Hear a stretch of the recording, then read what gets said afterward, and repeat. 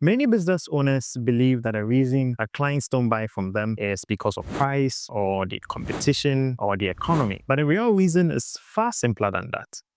Clients do not buy because they do not care about what you're selling. Not because your service is bad or that your product doesn't work, but because your offer is centered on you and not them. And that's a selfish offer. So in this video today, we're going to talk about why selfish offers don't sell and how you can start crafting your offer around them so that you can sell more and easier. So let's get it.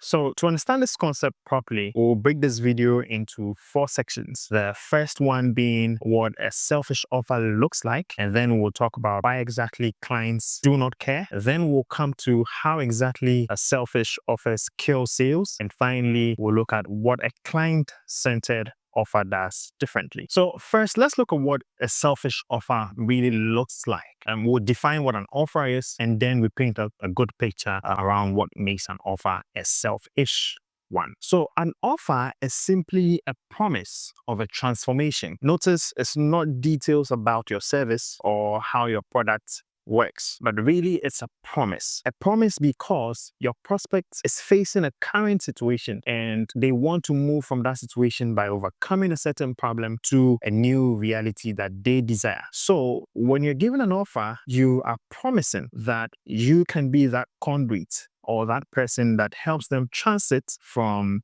point A to the point B that they want to get to. So remember, it's just a promise. Now, because it's a promise, and because your prospect or your client hasn't experienced your service or your product, then what they're really buying from you, what they're paying for, is your promise and not your 7-step process or exactly how you go about fulfilling that promise. They are just buying the promise. So it's important that the words that you use to describe that promise is spot on.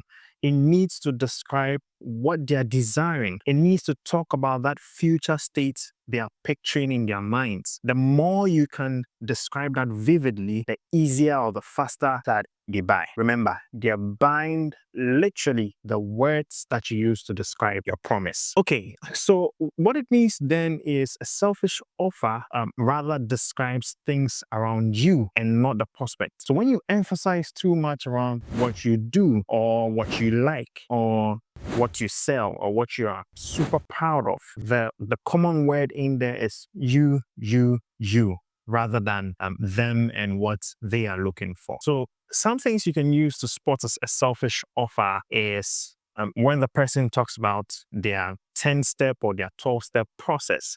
So step 1, step 2, step 3, frankly, that's overwhelming. And the higher level or the more senior that the prospect or the client is, the more overwhelming all of those steps become to them. Also, when you're too focused on things like we've been in business for 100 years or 150 years, all of those things don't sell your offer. You need to zone in proper around what the client or the prospect is looking for or desiring and talk about that, emphasize that.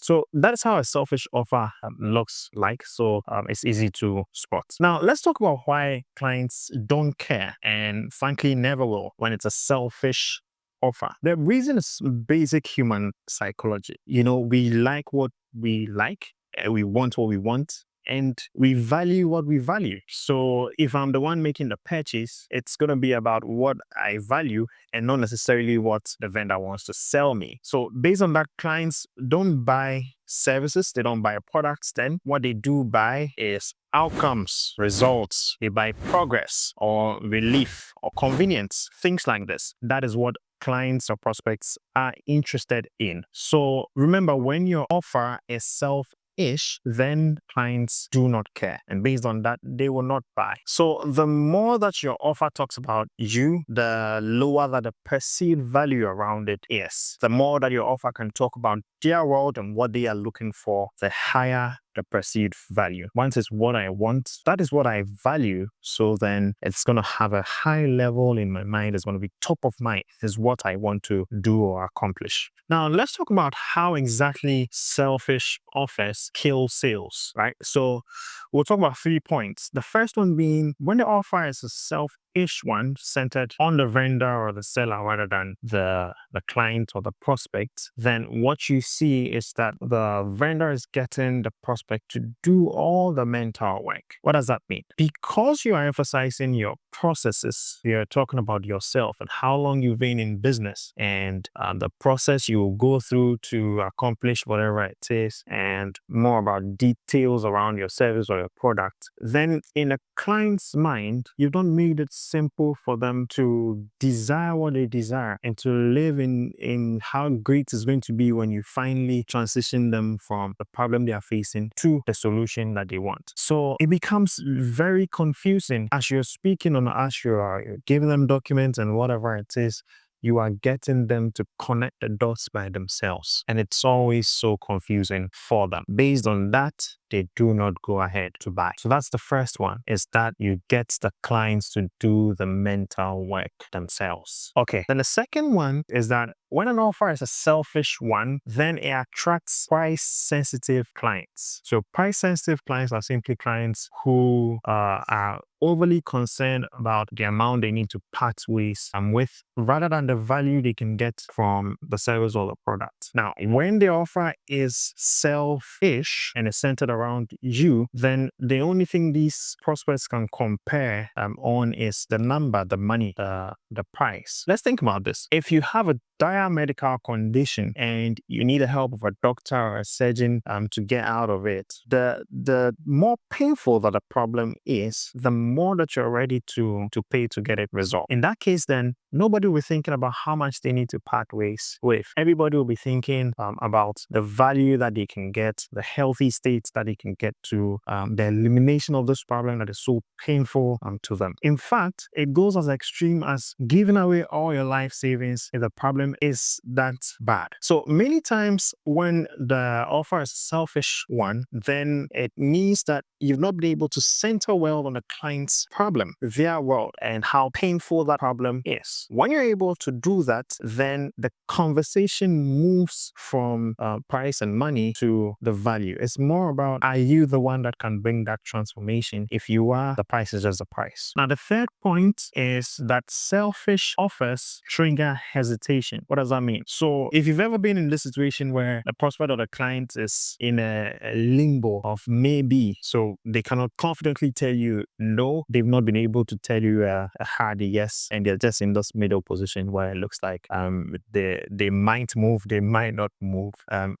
That's what a selfish offer also creates. Again, because the offer is not centered on them and the problem that needs to be solved has not been described clearly. The solution that can be brought in has also not been clear enough. Then they're doing a lot of mental work. They're doing a lot of mental gymnastics. They're connecting the dots. And as far as they're doing that, they're going to be in that middle ground, which is a maybe to move or not to move. So that's the third thing a selfish offer does. It triggers hesitation. And all these 3 points is a reason why a selfish offer kills sales almost all the time. The first one is that they force clients to do the mental work. The second is that they attract price-sensitive clients or prospects. And finally, they trigger hesitation. So finally, let's discuss what a client-centered offer rather than a selfish one does differently. So when the offer is centered on the client, then what it does is it answers some silent questions in the mind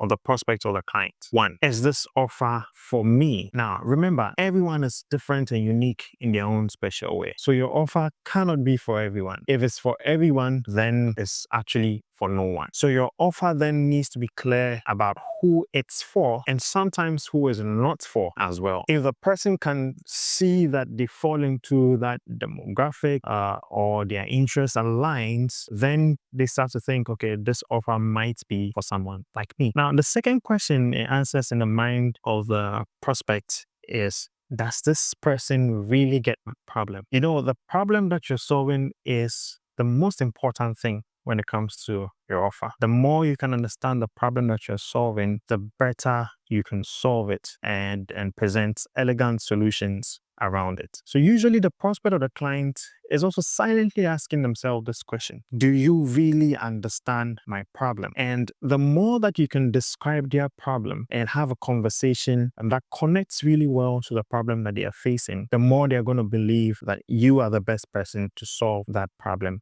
for them. So as an offer that is centered around a prospect usually would describe the problem in detail, vividly, and many times better than the prospects can articulate it themselves. The third question that an offer that's centered around the prospect answers is, can I see myself at the other side of this? Can I see myself at the other side of this? Now, what does this mean? So just picture a river, right? And we're on one side of the river, and let's call that the problem side. Now, the prospect wants to cross over that river to the other side. And there we see the solution side. So there, that's their desired reality, is a future state they are looking for.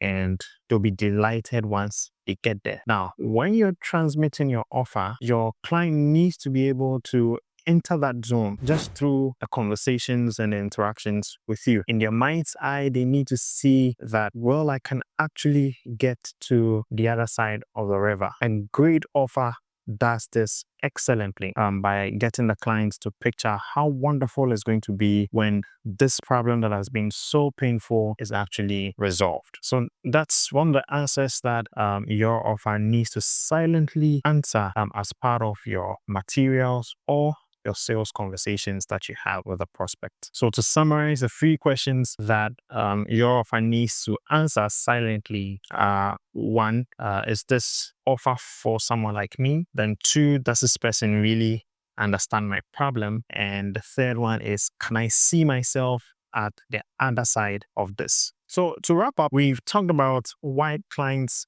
don't care about what you have to sell. And the main reason is because your offer is selfish or self-centered. Simply means everything that you describe is around what you want to accomplish more than what the client is looking for. If you can make that transition and craft your offer around what the client desires at the end of the day, then they're going to care more, because this time it's about their own world. It's about their future state reality and their desires. So if you do want to sell more, take a bit more time, research into who the client is, what is their pain points, what are the problems they really want to solve, and how does that align with the service or products that you want to give out. And then out of all of that, you craft an offer or a promise that says, I'm going to solve this problem for you, and at the end of the day, this is the result or the outcome that you will get. So if you found this video helpful, make sure you give it a thumbs up, and I'll see you in the next one. Bye.